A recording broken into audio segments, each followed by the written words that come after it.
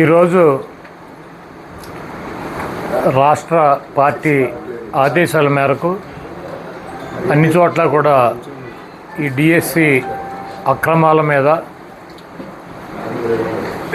ఈ రాష్ట్రంలో ఉన్నటువంటి నిరుద్యోగ యువతకి జరిగినటువంటి అన్యాయం మీద జగన్మోహన్ రెడ్డి గారి ఆధ్వర్యంలో నిరసన కార్యక్రమాలు, ఈ జరిగినటువంటి అవినీతి అక్రమాలని ఈ రాష్ట్ర ప్రజల దృష్టికి తీసుకువెళ్ళాలని చెప్పి పార్టీ కొన్ని కార్యక్రమాలు ఇచ్చింది. ఆ కార్యక్రమాల్లో ఈరోజు టౌన్ హాల్ సమావేశాలు పెట్టి మన పార్టీలో ఉన్నటువంటి అందరికి కూడా అవగాహన కల్పించాలి. పార్టీనే కాకుండా ఈ రాష్ట్రంలో కానీ ఇక్కడ ఈ పట్టణాల్లో ఉన్నటువంటి చదువుకున్న వాళ్ళకో లేకపోతే మధ్యస్థంగా అటు ఇటు రాజకీయ పార్టీలో కాకుండా ఉండేవాళ్ళకో మనందరం కూడా వాళ్ళకి చెప్పాల్సినటువంటి అవసరం ఉందని, అదేవిధంగా ఆ తర్వాత కొన్ని కార్యక్రమాలు కూడా ఇవ్వటం జరుగుతుందని చెప్పి పార్టీ చెప్పడం జరిగింది. ముఖ్యంగా డిఎస్సి అక్రమాల్లో 16,000 పైన పోస్టులు ఇచ్చారు. దాంట్లో అన్నీ కూడా అక్రమం అని చెప్పి వైఎస్ఆర్ కాంగ్రెస్ పార్టీ చెప్పట్లా. 3% స్పోర్ట్స్ కోటా అని చెప్పి ఇచ్చారు. 3% అంటే 16,000లో దాదాపు 480 పైన ఉద్యోగాలు స్పోర్ట్స్ కోటా. ఈ స్పోర్ట్స్ కోటాలో జనరల్గా డిఎస్సి ఎగ్జామ్, ఇప్పుడు ఎమ్మెల్యేగా నేను పోటీ చేస్తే నాకు వెనకల్లో ఓటేస్తే నేను ఎమ్మెల్యే అవ్వచ్చు అవ్వకపోవచ్చు. అలా కాదు, వాళ్ళే ఎమ్మెల్యేగా ఎలర్ట్ చేసేస్తారు ఫస్ట్. ఆ తర్వాత నాకు 5 సంవత్సరాలు టైం ఇస్తారు. ఈ లోపు నేను పోటీ చేసి ఎమ్మెల్యేకి గెలవాలి. ఎగ్జామ్ రాయవసరలా, సేమ్ టైం దానికి కావాల్సినటువంటి క్వాలిఫికేషన్ బీఈడీ కూడా చదవవసరలా. ఇంటర్మీడియట్ 10th క్లాస్ చదివినాక మనకు ఉద్యోగం ఇచ్చేస్తారు. ఉద్యోగం ఇచ్చేసినాక మనకు ఒక 5 సంవత్సరాలు టైం ఇస్తారు. ఈ 5 సంవత్సరాల్లో మనం బీఈడీ కంప్లీట్ చేయటం, ఈ దానికి ఏ అర్హత అయితే ఉంటుందో ఆ అర్హత అన్నీ కూడా పూర్తి చేయాలి. ఇప్పుడు నేను ఎమ్మెల్యేగా నన్ను అలాట్ చేసేస్తాను. నేను 5 సంవత్సరాలు నాకు టైం ఇస్తే నా టైం అయిపోయేలోపు నేను అప్పుడు నామినేషన్ వేసుకోవటం, మీ దగ్గర అందరి దగ్గరికి రావటం, నాకు ఓటేయమని చెప్పి అడగటం, ఈ కార్యక్రమం అంతా ఆ తర్వాత చేయాలి.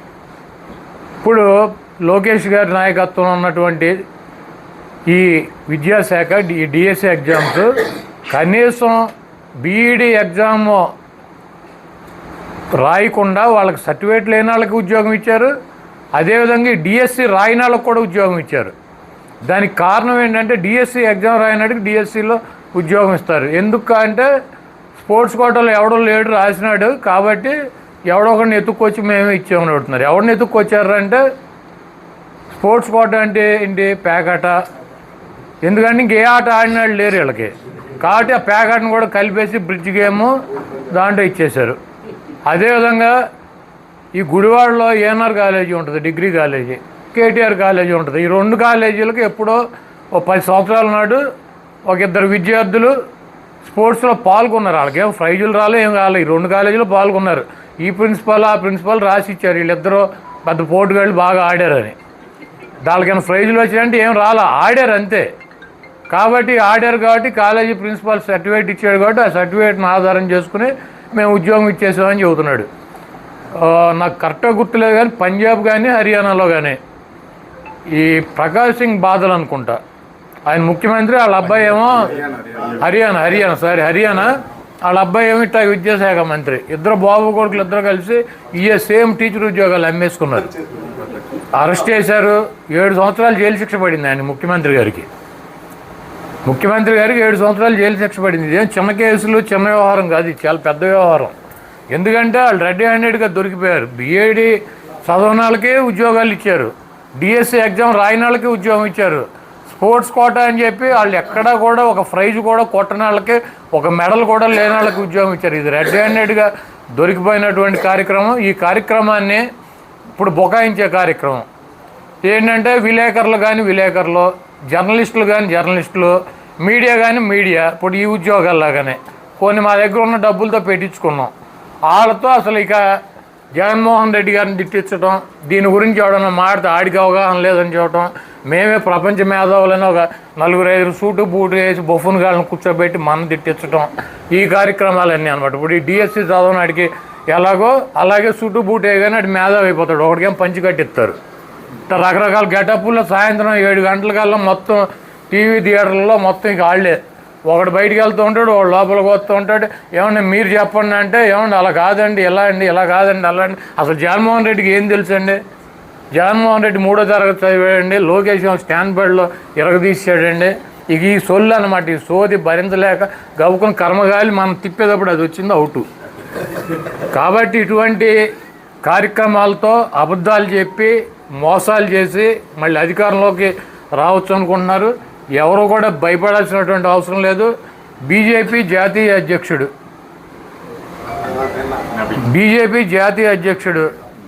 ఆయన నబీన్ అధ్యక్షుడైనా ఎమ్మెల్యేగా రాజీనామా చేయించారు.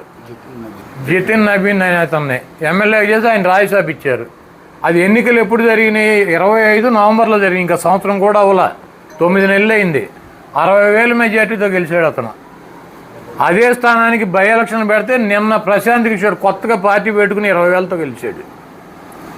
ఎందుకంటే కాక్రోచ్ ఉద్యమం వీళ్ళు చేస్తున్నటువంటి ఇప్పుడు నీట్ ఏముంది, నీటు పేపర్ లీక్ అయిపోయింది. నారాయణ చైతన్య వాడు చేసేస్తాడు పేపర్ లీక్ వాళ్ళ స్టూడెంట్స్ కోసం చేస్తారు. ఎవడో ఒకటి నా పోటాను మీ పోటాను ఎవడో ఒకటి చూసినాన్ని బలిపాలు చేస్తారు.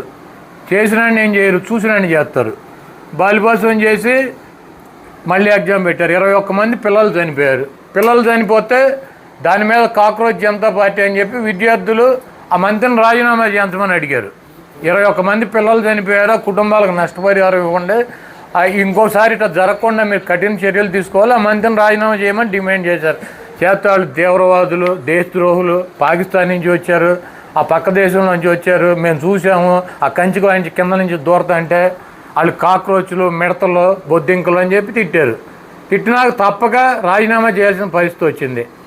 వస్తే ఈ భోగాపురం ఎయిర్పోర్ట్ చంద్రబాబు నాయుడు గారు శంకుస్థాపన చేశాడని చెబుతారు. ఎప్పుడంటే 2019 ఫిబ్రవరి 23వ తారీఖున. ఎందుకంటే 5వ తారీఖున నోటిఫికేషన్ వస్తుంది కదా. ఫిబ్రవరి 23 అంటే అదొక 5 రోజులు, ఇది ఒక 5 రోజులు, మార్చిలో 10 రోజుల్లో నోటిఫికేషన్ వస్తుంది. కాబట్టి గవ్వవేలి భోగాపురం ఎయిర్పోర్ట్లో శంకుస్థాపన చేశాడు. ఆయన 15,000 ఎకరాలు కావాలని చెప్పి శంకుస్థాపన చేశాడు. 15,000 ఎకరాలు అంటే 4-5 గ్రామాలు ఉన్నాయి. ఆ గ్రామాల్లో ఒక గ్రామంలో ఉన్నటువంటి ఎన్నికలప్పుడు జగన్మోహన్ రెడ్డి గారు వెళ్తే ఒక గ్రామంలో ఉన్నటువంటి మహిళ ఇక్కడికి ఎర్ర బస్సు రాదు, మమ్మల్ని మాకెందుకు మా పొలాలు తీసుకుని మమ్మల్ని ఎందుకు ఇబ్బంది పెడుతున్నారని అడిగారు. దాన్నే జగన్మోహన్ రెడ్డి గారి చెల్లెలు ఇలా అడుగుతానని చెప్పి మేము అధికారంలోకి వస్తే 2,000 ఎకరాల్లోనూ 2,200 ఎకరాల్లోనూ మేము కడతాము, మిమ్మల్ని ఇబ్బంది పెట్టమని చెప్పి ఆయన చెప్పడం జరిగింది. అదేవిధంగా ఈయన శంకుస్థాపన చేసినటువంటి ప్రాంతాన్ని కానీ ఆ పిల్ల అడిగినట్టు ఊరు కానీ దీంట్లో కలవల. 15,000 ఎకరాలు తీసేసి చంద్రబాబు కనీసం ల్యాండ్ కూడా ఎక్వేట్ చేయలే. పేపర్ ప్రకటన 15,000 ఎకరాల్లో ఎయిర్పోర్ట్ కడతాను. ఇది ప్రపంచంలోనే ఎక్కడా లేదు. 15,000 ఎకరాల్లో ఈయన కడతానని ఒక ప్రకటన చేసి ఒక శంకుస్థాపన చేసి ఒక రాయి, ఒక కొబ్బరికాయ, ఒక టాపీ మేసం తీసుకెళ్ళి లేచాడు, అయిపోయింది. పాపం ఈ జగన్మోహన్ రెడ్డి గారు వచ్చి ఆ భోగాపురం ప్రాంతంలో 2,200 ఎకరాలు 1,000 కోట్ల రూపాయలు ప్రభుత్వం డబ్బు కట్టాడు. ల్యాండ్ ఎక్వైర్ చేశారు. 3 గ్రామాలను అక్కడి నుంచి రీహాబిలిటేషన్ పక్కకు తరలించి దానికి కావాల్సినటువంటి అనుమతులన్నీ తీసుకొచ్చి కేంద్ర ప్రభుత్వం దగ్గర జిఎంఆర్కి ఇచ్చారు కాంట్రాక్టు. దీంట్లో కాంట్రాక్ట్ అంటే ఏంటి? రాష్ట్ర ప్రభుత్వం పొలాలకు డబ్బులు కట్టింది రైతులకి, దానికి కావాల్సిన అనుమతులు కేంద్ర ప్రభుత్వం ఇచ్చింది. ఈ రీహాబిలిటేషన్కి కూడా రాష్ట్ర ప్రభుత్వమే డబ్బులు కట్టి దాదాపు 1,500 కోట్ల రూపాయలు జగన్మోహన్ రెడ్డి గారి ప్రభుత్వం వాళ్ళకి ఇచ్చింది, అయిపోయింది. చంద్రబాబు నాయుడు గారు ఏమి ఇచ్చాడంటే ఏమి ఇవ్వాలి, 5 పైసలు బిళ్ళ కూడా ఇవ్వాలి. పేపర్లో ప్రకటన ఇచ్చాడు, ఈనాడు, జ్యోతి, వాళ్ళ పేపర్లో యాడ్లు ఇచ్చుకున్నాడు వాళ్ళకి. తర్వాత టాపీ మేస్త్రిని తీసుకెళ్ళి శంకుస్థాపన చేశాడు. ఆయన చేసి ఈ ఎయిర్పోర్ట్ నేనే కట్టానంటాడు. సరే కట్టింది ఎవర్రా బాబు అంటే జిఎంఆర్. 5,000 కోట్ల రూపాయలతో 4,700 కోట్ల రూపాయలతో జిఎంఆర్ ఎయిర్పోర్ట్ కట్టాడు. ఇప్పుడు డబ్బులు అతనికి ఎక్కడి నుంచి వస్తాయంటే ఈ రోజు నుంచి ఫ్లైట్లు ఎవరైతే నీ హోటల్ నా హోటల్ దిగుతారో మనం కొన్న టికెట్లో అతను కమిషన్ వెళ్తుంది, అతను డబ్బులు వసూలు చేసుకోవటం. నరేంద్ర మోడీ గారు కానీ చంద్రబాబు నాయుడు గారు కానీ జిఎంఆర్ ఇప్పుడు ఆ కట్టినటువంటి ఎయిర్పోర్ట్కి 5 పైసలు బిళ్ళ కూడా ఇవ్వాల. ఆయనే డబ్బులు పెట్టి జిఎంఆర్ అనేటువంటి సంస్థ ఎయిర్పోర్ట్ కట్టింది. ఆ ఎయిర్పోర్ట్లో డబ్బులు వాళ్ళు ఇక్కడి నుంచి 34 ఏళ్ళు 40 ఏళ్ళు వాళ్ళు వసూలు చేసుకుంటారు. ఇక్కడ చంద్రబాబు నాయుడు గారు ఏమి ఇచ్చాడు అంటే ఈనాడు జ్యోతి పేపర్లకు యాడ్ ఇచ్చాడు. అప్పుడు మళ్ళీ ఇప్పుడు సేమ్ అదే యాడ్ ఇచ్చాడు. ఇచ్చి ఒక 50 కోట్లు 60 కోట్లు పెట్టి కొన్ని డ్యాన్సులు ఎంచాడు. పిల్లలందరినీ తీసుకెళ్ళి అలా భోజనాలు లేకుండా ఒక 13,000 మందిని పిల్లల్ని భోగేసుకెళ్ళి డ్యాన్సులు చేశాడు. ఇక్కడి నుంచి గుడి నుంచి కూడా ఆర్టీసీ బస్సులు వెళ్ళినాయి. జనాన్ని భోగేసుకొచ్చి ఒక 40-50 కోట్ల రూపాయలు ఖర్చు పెట్టి అడావిడి చేసి మోడీ గారిని పిలిచి ఇక ఆయనకి భజన చేసి పొగిడి అసలు ఆయన అంత గొప్పవాడు లేడని చెప్పి పంపించారు. పంపించిన ఆయన 2 రోజులకి బీహార్లో జాతీయ అధ్యక్షుడు స్థానాన్ని కోల్పోయింది బీజేపీ. అట్లాగే మధ్యప్రదేశ్లో బీజేపీ అధికారంలో ఉంది. అక్కడ కాంగ్రెస్ ఎమ్మెల్యేని దుర్మార్గంగా డిస్క్వాలిఫై చేశారు. ఆ ఎన్నికల్లో మళ్ళీ కాంగ్రెసే డబుల్ మెజార్టీతో గెలిచింది అక్కడ. అదేవిధంగా గుజరాత్లో కూడా 1,00,000 ఓట్ల మెజార్టీతో గెలిచినటువంటి సీటు 29,000 మెజార్టీకి వచ్చింది. అంటే ఇక్కడ మనం అర్థం చేసుకోవాల్సింది రేపు జరగబోయేటువంటి స్థానిక సంస్థల్లో ఈ ఆంధ్రప్రదేశ్లో చంద్రబాబు ఇచ్చినటువంటి సూపర్ 6 సూపర్ 0 చేశాడు. 1,500 మహిళలకు ఇస్తాడు, ఇచ్చాడా? ఇవ్వలా. అదేవిధంగా నిరుద్యోగులకు 3,000 రూపాయలు వృత్తి ఇస్తాడు, ఇచ్చాడా? ఇవ్వలా. 20 లక్షల ఉద్యోగాలు ఇస్తాడు, ఇచ్చాడా? కొత్తగా ఈ 2 సంవత్సరాలు ఒక పెన్షన్ కూడా శాంక్షన్ చేసిన పరిస్థితి లేదు. 50 సంవత్సరాలు దాటిన వాళ్ళకి బీసీలకు కానీ ఎస్సీలకు కానీ ఎస్టీలకు కానీ పెన్షన్లు ఇస్తాడు, ఇచ్చాడా?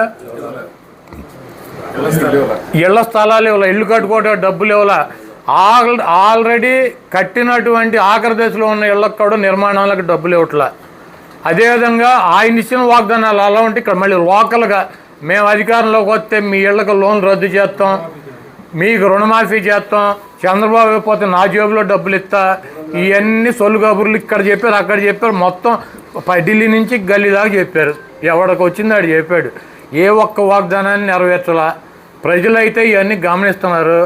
కాబట్టి మనకి రేపు జరగబోయేటువంటి స్థానిక సంస్థల ఎన్నికల్లో ఎవరు కూడా భయపడాల్సిన అవసరం లేదు. కొంతమందిని జైలుకి పంపిస్తారు, వెళ్ళొద్దాం 3 నెలల్లో 2 నెలల్లో 4 నెలల్లో పంపుతారు.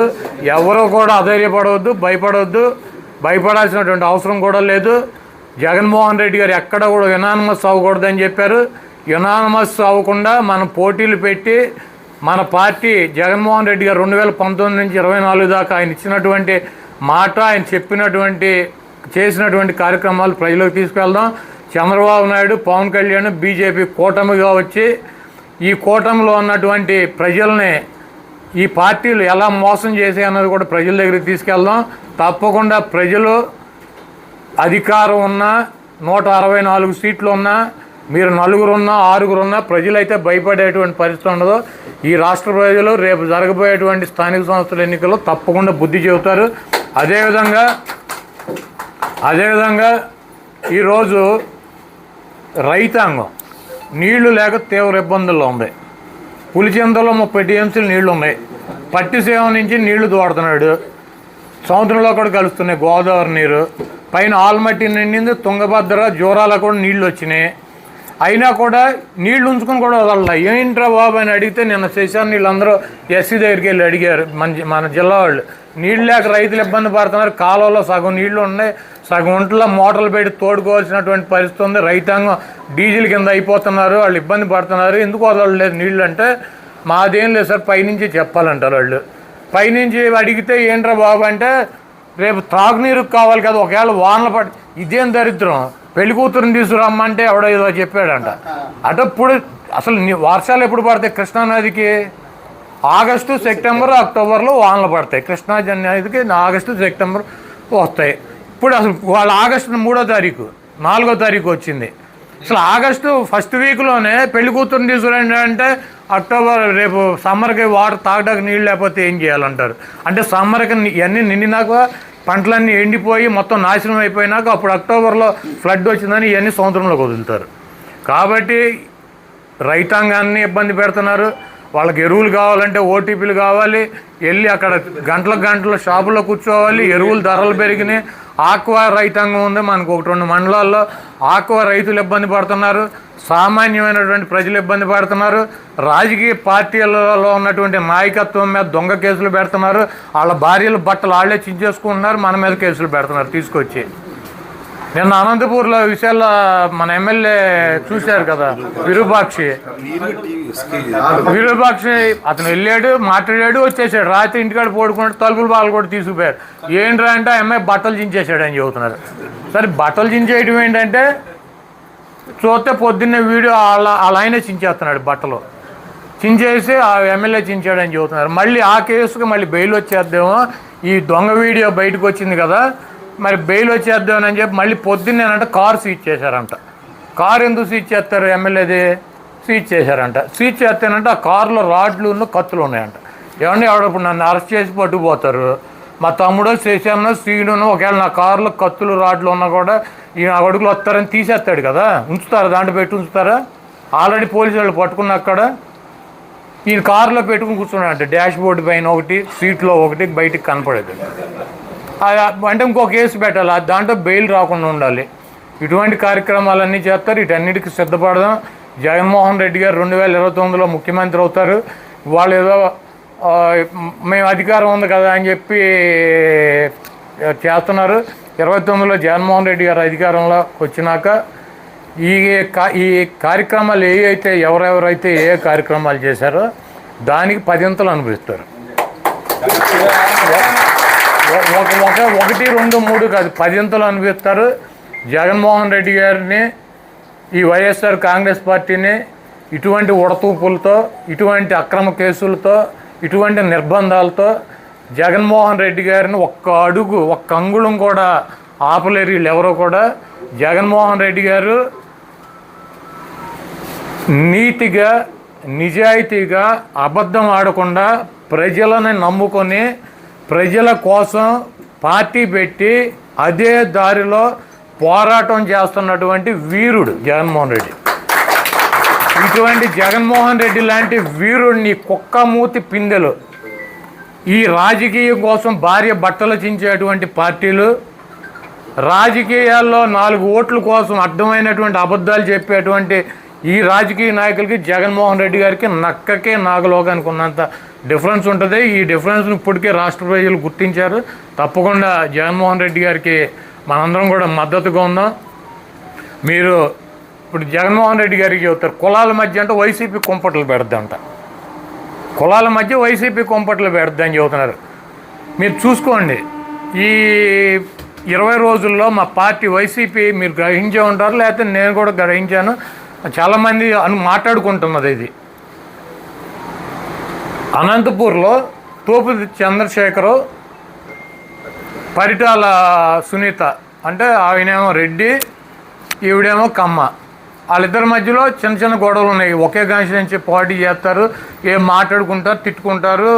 అది ఎప్పటి నుంచో ఉంది. అది అక్కడ ఉన్నట్టుండి ఎంఎస్ రాజు అని చెప్పి ఒక ఎమ్మెల్యే గారు వచ్చి ఇన్వాల్వ్ అయిపోయి ఆయన ఏమంటాడు, అరే చంద్రశేఖర్ రెడ్డి నిన్ను చెప్పుతో కొడతా, ప్రకాష్ రెడ్డిని చెప్పుతో కొడతా, నీకు దమ్ము ఉంటే, నీకు రెడ్డి పౌరుషం ఉంటే రా, నా జాతి మాదిగా అని చెప్పి కులం పేరెత్తి మాడతాడు అతను. సరే వీళ్ళిద్దరికి ఎందుకు వచ్చింది డిస్ప్యూట్ అంటే ఆయన ఇల్లు, వాళ్ళ అన్నయ్య వాళ్ళ ఇల్లు కొన్నాడు, అందుకు వచ్చిందని సృష్టిస్తున్నారు. సరే ఓకే, అది ఎందుకు వచ్చిందో సరే. దాని తర్వాత మరుసటి రోజు మన పామర్ కాన్స్టిట్యున్సీలో కుమార్ రాజా అనిల్ని, అరే చెప్పు తీసి కొడతా నా కొడక, నీకు దమ్ముంటారా అని చెప్పి ఈయన తిడుతున్నాడు. ఇదేంటి ఎంఎస్ రాజు ఈయన ఒకటే సేమ్, ఇక్కడేమో అనిల్ ఏమో మాల, అక్కడేమో రెడ్డి, కులాల పేరు ఎత్తుకే ఎందుకు తిడుతున్నారు? ఇది 2వ రోజు. సరే అయిపోయినాక 4 రోజులకి ఎవరో ఒక అమ్మాయి గుంటూరులో బట్టలు తీశారు, తెలుగుదేశం పార్టీ కార్యకర్తలు. దాని మీద అక్కడ ఉన్నటువంటి లోకల్గా ఉన్నటువంటి అంబటి రాంబాబు హోమ్ మినిస్టర్ని రాజీనామా చేయాలన్నాడు. నువ్వు ఒక ఆడదాని అయి ఉండి ఒక ఆడపిల్ల బట్టలు తెస్తే సిగ్గు లేకుండా ఇంకా ఆ పదవుల్లోనూ రాజీనామా చేయాలన్నాడు. అనగానే ఎంఆర్పిఎస్ అని బోర్డులు పెట్టి అంబటి రాంబాబుని తిడుతున్నారు. నీకు దమ్ముంటారా, నిన్ను వేసేస్తాం, పొడి చేస్తామని. సేమ్ అనంతపూరు, పామరు, గుంటూరు అయిపోయినాక నిన్న ఈ విరూపాక్ష కేసులో ఎవరైతే భర్త బట్టలు చించేశాడో ఆ అమ్మాయి నిన్న మాట్లాడుతాను సోషల్ మీడియాలో నేను చూశాను. ఏమంటుంది, నన్ను మాదిగా అని చెప్పి కులం పేరు పెట్టి తిట్టాడు విరూపాక్ష అని చెప్పుద్ది. సేమ్ 4 అనంతపూర్లో ఎంఎస్ రాజు ఆయనతో మాట్లాడిచ్చారు, ఇక్కడ వరల రాజాతో మాట్లాడిచ్చారు, మళ్ళీ ఎంఆర్పిఎస్తో మాట్లాడిచ్చారు, మళ్ళీ 4వది నిన్న ఆ అమ్మాయితో సేమ్ విరూపాక్ష మీద కూడా మళ్ళీ అదే కులం మాదిగా అని చెప్పి పేరు పెట్టి మాట్లాడిస్తున్నారు. అంటే దీంట్లో కులాల మధ్య చిచ్చు పెడతాకి ప్రయత్నిస్తున్నటువంటి రాజకీయ పార్టీ ఏది? ఒకసారి కాదు, ఒకసారి అవ్వాల సక్సెస్, రెండోసారి అవ్వాల, మూడోసారి అవ్వాల, నాలుగోసారి అవ్వాల, ట్రై చేస్తూనే ఉంటారు దాని మీద. కాబట్టి ఈ రాష్ట్రంలో ఉన్నటువంటి ఎస్సీలు కానీ, బీసీలు కానీ, ఓసీలు కానీ ఈ కులాల మధ్య కుంపటి పెట్టేటువంటి పార్టీనే తెలుగుదేశం పార్టీ. కాబట్టి అందరూ కూడా అప్రమత్తంగా ఉండండి. ఇప్పుడు ఎవడో రేపు నా మీదకి వచ్చి అరే నువ్వు మగాడు అయితేనో, నీకు అది ఉంటేనో, నీకు ఇది ఉంటేనో, నేను ఈ కులంలో పుట్టాను, నువ్వు ఆ కులంలో పుడితే రమ్మంటే మనం రెచ్చిపోవాల్సిన అవసరం లేదు. దీని వెనకాల డెఫినెట్గా మాస్టర్ మైండ్ చంద్రబాబు గారు ఉంటాడు. ఆయన ఆలోచన ప్రకారం ఇవన్నీ ఎవరిని ఎక్కడ కులం పేరు ఎవరిని తిట్టాలో ఆయన డిసైడ్ చేస్తాడు. ఆయన డిసైడ్ చేయగానే నీకు ఎమ్మటే మనం ఏమైనా రెచ్చిపోయి కనుక మనం మాట్లాడామనుకో, ఎమ్మటే మా ఏబిఎన్, TV5 వీళ్ళు ఆల్రెడీ రికార్డింగ్ వర్షన్ పెట్టేసుకుంటారు. మనం వేస్తున్నాం కదా ట్రాప్, ఎవడొచ్చి పడతాడని రెడీ కూర్చుంటారు. అసలు ఆడిట్టా అన్నాడు, ఈడట్టా అన్నాడు అని చెప్పి ఇరక్కొట్టి అవతల పారేస్తారు. కాబట్టి ఇటువంటి వాటిల్లో మనం చిక్కుకోకుండా, ఎందుకంటే ఇంతకన్నా నీచమే ఉంటుంది, ఇంతకన్నా నీచమే ఉంటుంది. ఎవడన్నా పెళ్ళం బట్టలు దించేస్తాడా రోడ్డు మీద తీసుకొచ్చి 10 మంది మధ్యలో? ఇంతకన్నా నీచమైన కార్యక్రమం ఎవడన్నా చేయగలడు? ఈ ప్రపంచంలో ఏ రాజకీయ పార్టీ అన్నా పెళ్ళం బట్టలు రోడ్డు మీదకి తీసుకొచ్చి చించేసేటువంటి పార్టీ ఏదైనా ఉంటుందా? ఇక అంత నీచానికి దిగజారిపోయినటువంటి ఆ రాజకీయ పార్టీ ఎంత నీచానికైనా దిగజారడానికి సిద్ధంగా ఉంటుంది. కాబట్టి మీరందరూ కూడా అప్రమత్తంగా ఉండండి, వాళ్ళ ట్రాపుల్లో పడమాకండి, మీరు జాగ్రత్తగా ఉండండి. కులాలు చించు పెడతారు, ఆడాళ్ళని తీసుకొచ్చి అక్కడ ఒక ఒక ఎస్ఐని అసలు అక్కడ జగన్మోహన్ రెడ్డి గారు శ్రీకాకుళం వెళ్ళాడు, ఆమ్దాల్ వలస దగ్గర ఒక ఎస్ఐ ఎందుకు వచ్చిందండి అసలు అంతమందిలో? ఒక ఎస్ఐ, ఒక లేడీ ఎస్ఐ ఎందుకు వచ్చింది? అంతమంది మొగాళ్ళు ఉన్నారు. వస్తే అక్కడ అల్లరి వస్తే 10 మంది పోలీసు వాళ్ళు వస్తారు, దాంట్లో మొగాళ్ళు ఉంటారు, ఆడవాళ్ళు ఉంటారు. అసలు ఒక అమ్మాయి ఎందుకు వచ్చిందండి అక్కడికి? ఒక ఎస్ఐ ఎందుకు వచ్చింది?